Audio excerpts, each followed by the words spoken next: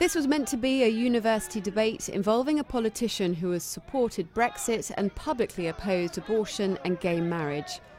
But a group of protesters had other ideas.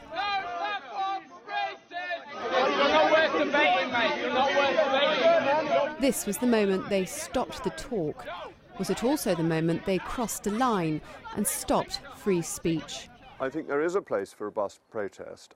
I think, in hindsight, the area I would draw the line is I think it was peculiar of them to be wearing masks. I can't think why they needed to do that, but peaceful protest is perfectly legitimate. Masks is a little bit odd. The incident raises fresh questions over whether universities are still places where diverse political views can be freely discussed. At university, I've seen a massive crackdown on free speech and a lot of censorship on campus. I've seen we've organised events in the past which have had to be stopped from happening because of threats to our speakers, for example.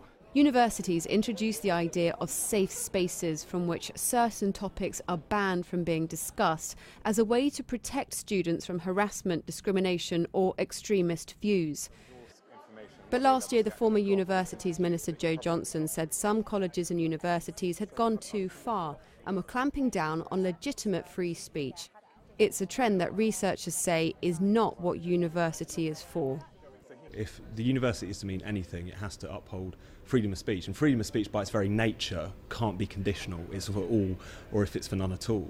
And the other thing is that if we're really serious about challenging bigotry, prejudice, extremism, then censoring that is basically the worst thing you can do. It gives those views a glamour they don't otherwise deserve, and it actually stops us from challenging them out in the open where we can pick them apart. But some students don't think things like safe spaces impede free speech, but actually help to protect against hate speech.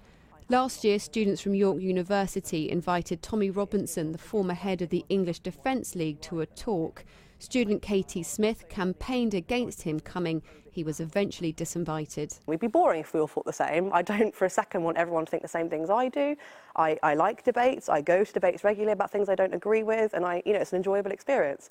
However, what's not enjoyable is inviting someone onto a campus that is there to basically denounce a group of people for something, like their religion, like their ethnicity. It's just not what we should be promoting.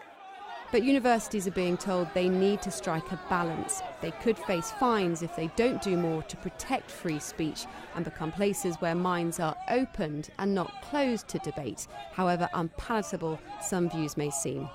Katerina Vitozzi, Sky News.